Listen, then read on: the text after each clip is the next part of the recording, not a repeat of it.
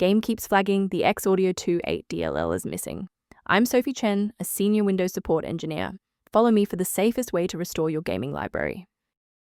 Before we start the X-Audio 2.8 manual guide, check the description for a professional diagnostic utility. This DLL file is the DirectX Audio Library version 8.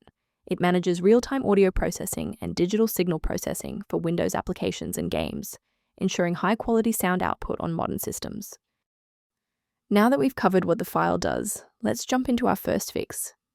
This problem is usually rooted in a missing graphics or compute runtime dependency. Reinstall the Microsoft DirectX End-User Runtime to restore the legacy DirectX architecture, then update your graphics drivers to ensure all hardware-related files for the X-Audio 2.8 DLL are stable. If a standard reinstallation doesn't restore the library, we need to verify if the system environment is properly recognizing the new components. A quick system restart is a practical way to ensure that all shared libraries, including the X-Audio 2.8, are being loaded correctly into the current session's memory.